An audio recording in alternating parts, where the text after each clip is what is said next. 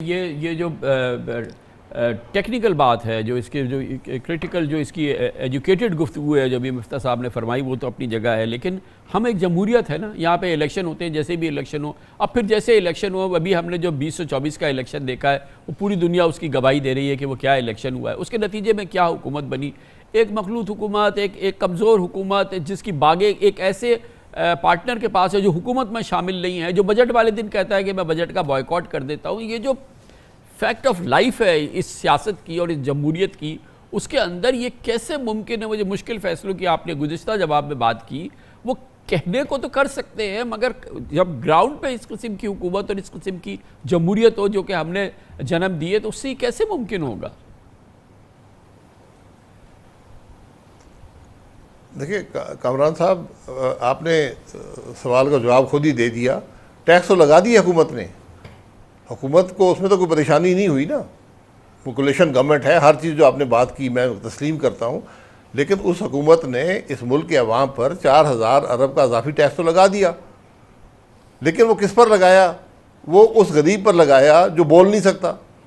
جو بول سکتے ہیں ان پہ آپ ٹیکس لگاتے نہیں ہیں، جن کے ذمہ ٹیکس ہے آپ ان سے پوچھتے نہیں ہیں، آپ نے نان فائرر لوگوں کو بنایا ہوا ہے۔ تو آپ نے ان چیزوں کو درست کرنا تھا، ورنہ یہ جو آپ نے یہ اکاؤنٹنگ کا بجٹ بنایا، اس میں ڈار صاحب ماہر ہے اکاؤنٹنگ کا بجٹ بنانے میں، یہ بجٹس تو اگلے سال بھی شاید آپ کچھ کر لیں اضافی ٹیکس لگا کر، اضافی قرضے لے کر، لیکن یہ معاملہ تو ختم ہوتا جا رہا ہے۔ 2018 میں جو ڈیٹ سروسنگ تھی وہ 1500 ارب تھی، آج وہ 10,000 ارب پہ پہنچ گئی ہے، اگلے سال وہ 11,000 ارب پہ ہوگی۔ اور مجھے یہ بھی سمجھا دیں کہ آپ نے یہ انٹرسٹ ریٹ اتنے ہائی کیوں رکھے ہوئے ہیں؟ اس کا کیا مقصد ہے؟ اس لیے کہ انفلیشن ہے نا سر، مہنگائی ہے نا، اس کا بوجھ تو عوام برداشت کر رہے ہیں۔ اکانومسٹ آپ کو ایک منٹ پہ بتائے گا کہ جی جب آپ کی 22.5% یا مہنگائی ہے یا 38% مہنگائی ہے تو انٹرسٹ ریٹ تو زیادہ ہوگا نا۔ بات تو نہیں ہے سر، انٹرسٹ ریٹ زیادہ ہوگا تو حکومت پر اضافی ٹیکس لگانے پڑیں گے، کیونکہ حکومت انٹرسٹ تو سارا حکومت ادا کر رہی ہے، عام آدمی تو قرضہ لینے کی پوزیشن میں نہیں ہے 22% پہ۔ یہ بڑی عجیب سی بات ہے کہ یہ حکومت اپنے اوپر بوجھ، میں بالکل جو آپ نے بات کی ہے میں اکانومسٹ سے ایگری کرتا ہوں، ہماری سپلائی سائڈ انفلیشن ہے، اس کا اس پہ کیا امپیکٹ آنا ہے، لیکن آپ اس پہ دیکھ لیں کہ بات کہاں پہ پہنچ گئی ہے۔ آپ افورڈ ہی نہیں کر سکتے، آپ کے دفاع کا بجٹ 2100 پہ ہے، آپ کا سود جو ہے وہ 10,000 ارب پہ ہے۔ یہ کیسے اگلے سال چلے گا؟ چلے اگلے سال بھی آپ خود کچھ کر لیں گے، اس سے اگلے سال کیا ہوگا؟ جی تو آپ کو اس پورے نظام کو بدلنے کی ضرورت ہے۔ آپ نے ٹیکس کیسے کلیکٹ کرنا ہے، کس سے کرنا ہے، اس بات کو بدلنے کی ضرورت ہے۔ آپ کے اخراجات کیا ہیں، اس کو بدلنے کی ضرورت ہے۔ آپ کا NFC ایوارڈ جو ہے، آپ صوبوں کے، میں NFC ایوارڈ چلیں آئین کے اندر پروٹیکٹڈ ہے، لیکن آپ جو ذمہ داری ہے صوبوں کی وہ تو ان کے حوالے کریں کہ آج آپ منہ کھول کر بیٹھے ہیں اور پتہ نہیں 1200 ارب جو ہے وہ بجلی کے نظام، گیس کے نظام میں چوری ہو جاتا ہے، وہ صوبوں کی ذمہ داری ہے، لیکن وہ کچھ نہیں کرتے، ذمہ داری وفاق اٹھائے بیٹھا ہے۔ تو یہ سب چیزیں آپ کو تبدیلی کرنی ہوں گی، ورنہ یہ نظام نہیں چل سکتا۔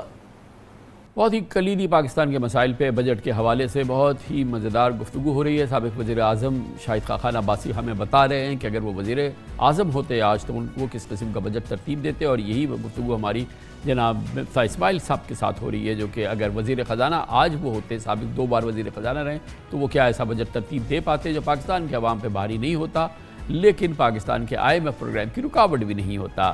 اس موضوع پر گفتگو ہماری جاری رہے گی چھوٹے سے وقفے کے بعد۔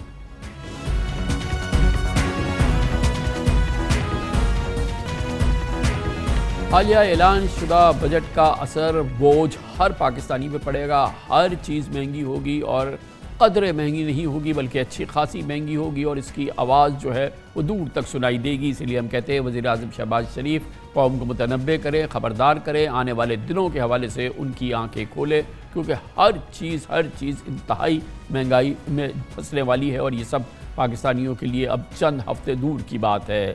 اس موضوع پر کہ کیا اس بجٹ کو بہتر طریقے سے ترتیب دیا جا سکتا تھا، پاکستان کے عوام پر اس پڑنے والے بوجھ کو کم کیا جا سکتا تھا، IMF کی شرائط بھی پوری ہو جاتی، ہمیں IMF کے پروگرام کی رکاوٹیں بھی نہ آتی، اور یہ مسائل بھی حل ہو جاتے۔ اس انتہائی اہم موضوع پر بات کر رہے ہیں کہ کیا ممکن ہوتا اگر وزیر اعظم ہوتے جناب شاہد خاقان عباسی اور وزیر خزانہ ہوتے جناب مفتاح اسماعیل. مفتاح یہ مجھے بتائیں کہ ہمارا کیش ان سرکولیشن ہے یہ دنیا میں زیادہ ترین ہے, یعنی کہ 9 خرب روپے کیش ان سرکولیشن ہمارا گھوم رہا ہے, اور یہ تمام M2 31-32% ہو گیا ہے.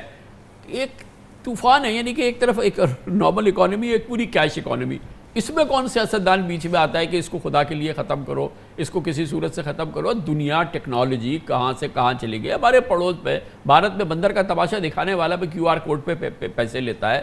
یعنی کہ ہم کس جگہ پہ کھڑے ہوئے ہیں؟ اب ہم مکنزی کو لا رہے ہیں کہ جی کہ تم بتا دو, یہ کوئی راکٹ سائنس ہے اس کے لیے ہمیں, یا کیا وجہ ہے کہ یہ ہم اس مصیبت میں پھنسے ہوئے؟ سر اللہ کرے کہ یہ مکنزی یا جو بھی آتے ہیں, اور میں نے سنا ہے کہ 1 جولائی سے بڑی اچھی انفورسمنٹ ہوگی, لیکن سچی بات یہ ہے کامران بھائی کہ سارا آپ کا ڈیٹا اور سارا میرا ڈیٹا آلریڈی FBR کے پاس. ان کو پتہ ہے ہم نے اسٹاک مارکیٹ میں کیا لیا ہے, ان کو پتہ ہے ہم نے گھر کون سا لیا ہے, ان کو پتہ ہے ہم کہاں رہتے ہیں, کتنا آپ کے پاس تو یہ فرسٹ ہینڈ انفارمیشن ہے. یہ تو FBR کے پاس فرسٹ ہینڈ انفارمیشن, ٹھیک ہے, CDC سے آپ کو انفارمیشن مل جاتی ہے ڈائریکٹلی. تو اس کے اندر تو یہ تو آلریڈی انفورس ہو سکتا تھا. اب آپ مکنزی بھی آئے گا, میں آپ کو وعدہ کر رہا ہوں یہ, کیونکہ ہم نے یہ پہلی مرتبہ نہیں دیکھا ہے, ہم نے بہت مرتبہ یہ دیکھا ہے کہ اب کمپیوٹرائز ہو گیا, اب ڈیٹا آ گیا, اب یہ ہو گیا. مکنزی بھی آئے گا, مکنزی بھی چلے جائے گا, ہم یہیں کھڑے رہیں گے جب تک ہم یہ سوچ نہیں بدلیں گے کہ ہم کو پورے پاکستان سے یکساں ہارزونٹل ایکویٹی کے تحت ٹیکس لینا ہوگا. جو دنیا کا اصول ہوتا ہے کہ برابر تنخواہ والے یا برابر آمدن والے برابر ٹیکس دیں, اور ایک ورٹیکل ایکویٹی ہوتی ہے کہ امیر لوگ جو ہیں وہ اپنی انکم کا زیادہ فریکشن ٹیکس دیں. یہ دونوں ہم وائلیٹ کرتے ہیں کہ امیر لوگ کم ٹیکس دے رہے ہیں, غریب لوگ زیادہ ٹیکس دے رہے ہیں. ایک تو یہ مسئلہ ہے. سر آپ یہ سوچیں کہ ہم 1990 کی دہائی میں ساؤتھ ایشیا میں, جنوبی ایشیا میں سب سے امیر ملک تھے. آج ہم ہندوستان, بنگلہ دیش, نیپال, سری لنکا اور مالدیو سے پیچھے رہ گئے. افغانستان سے بھی سر, افغانستان سر ابھی ہم سے پیچھے ہے, ریزرو اور ایکسچینج ریٹ, لیکن ابھی افغانستان ہم سے پیچھے ہے. لیکن ہم کہاں جا رہے ہیں؟ یہ شرم کی بات نہیں ہے ہمارے لیے, یہ سیریسلی یہ ہم شرم کے لیے بات نہیں ہے. تو پھر اس کو کچھ نہ کچھ دیکھیں گے. اب یہ جو شاہد صاحب کہہ رہے ہیں نا, آپ 1 سال اور کھینچ لیں گے, لیکن کب کیا مطلب آپ ملک کو دیوالیے کی طرف لے جائیں گے, لوگوں کو دیوالیے کی طرف لے جائیں گے. کبھی نہ کبھی تو آپ کو فیصلہ کرنا پڑے گا. اس سال کا نتیجہ کیا ہوا میں آپ کو یہ بتا دوں. 9 کروڑ لوگ سال کے شروع میں, آپ کے لاسٹ فسکل ایئر کے شروع میں خط غربت کے نیچے تھے. ورلڈ بینک کا تخمینہ تھا 1 کروڑ لوگ اور چلے گئے. تو آج 10 کروڑ لوگ نیچے ہیں خط غربت کے, آدھی آبادی. ٹھیک, آدھی آبادی. تو 24 میں سے آدھی چلے, 40%. سر اس سال میں کیونکہ آپ نے یہ ریفارمز نہیں کیے, agriculture tax, property tax, NFC وغیرہ وغیرہ, جو شاہد بھائی کہہ رہے ہیں, بجلی کی, اگلے سال 1-1.5 کروڑ آدمی اور جائے گا خط غربت کے نیچے. آپ کتنے لوگوں کو غربت کے نیچے جائیں گے؟ یہ جو فیصلے کرتے ہیں نا سیاست میں, ہم لوگ بھی وہ فیصلے کر چکے ہیں, جو فیصلے کرتے ہیں نا اس کا ریئل افیکٹ ہوتا ہے غریب لوگوں کی لائف پہ. وہ مطلب وہ بچہ روٹی کھا سکے گا نہیں کھا سکے گا, یہ فیصلہ وزیر اعظم کا ہے. اور اس لیے میں کہہ رہا تھا کہ سر یہ بے حسی نظر آتی ہے کہ حکومت 1 پیسے کی سیکریفائس نہ کرے, حکومت کا بجٹ انفلیشن سے زیادہ بڑھ جائے اور غریب لوگوں کے اوپر آپ ٹیکس زیادہ لگا دیں. یہ کیسے ممکن ہے؟ شاید پھر یہ اگین یہ ٹیکنیکل ہارڈ کور اکنامک گفتگو سے تھوڑا سا علیحدہ جو بڑی امپورٹنٹ بات ہے وہ یہ کہ پاکستان کا برانڈ جو ہے وہ بری طرح سے متاثر ہوا ہے. اب اس کو کیا ہم اس کو چھپا کے بات کریں یا کچھ کریں؟ جس طریقے سے ہمارے یہاں برین ڈرین ہو رہا ہے, کیپٹل ڈرین ہو رہا ہے, اس طرح سے لوگ جو ہے یہاں پر سمجھتے ہیں کیونکہ ہم نے یہاں پہ ویلتھ کریشن ایک جرم بنا دیا ہے, تو اس لحاظ سے لوگ جس طریقے سے یہاں سے جا رہے ہیں. اور اس کے بعد ہماری کوشش کہ ہم FDI آئے, ہمارے یہاں کوئی سرمایہ کاری ہو. اب دیکھیں نا, ہم نے بہت بھرپور کوشش کی, میرے خیال میں پاکستان میں اس سے بڑھ کے کوشش آج تک نہیں ہوئی. جو ہم نے SIFC وغیرہ بنایا, پورا ایک ادارہ اس کے ساتھ کھڑا ہو گیا, فوج اس کے ساتھ کھڑی ہو گئی, اور زبردست قسم کا ایک اسٹرکچر ہم نے بنایا. اور ظاہر ہے کہ ابتدائی طور پہ چیزیں بھی ہوئی, مگر اب تو تقریباً 1.5 سال تو ہو ہی گیا ہے. سر کوئی سبسٹینشل ابھی بھی ہمارے پاس, ہم نے وزٹس دیکھے, ہم نے $1 بلین کی ہم نے بڑے بڑے باتیں سنی, لیکن اگر میں کہوں کہ ہارڈ کور FDI جو ہے میرے ہاں وہ ابھی تک نہیں آئی. اس کی بھی تو ہمیں جڑ میں جانے کی ضرورت ہے نا, کہ آفٹر آل یہ مسئلہ کیا ہے کہ کوئی ہمارے قریب سے گزرنے کے لیے تیار نہیں ہے. ہماری اور جو FDI ہماری کوئی سبسٹینشل ہماری پورٹ فولیو انویسٹمنٹ بھی نہیں آ رہی, جہاں پر ہم پرائس ارننگ ریشو 2-2.5 پہ کھڑے ہوئے ہیں. 5,000 کا نوٹ 500 روپے کا بیچ رہے ہیں, وہ بھی کوئی خریدنے کے لیے تیار نہیں ہے. اس مسئلے کو بھی تو حل کرنا ہوگا نا شاہد بھائی.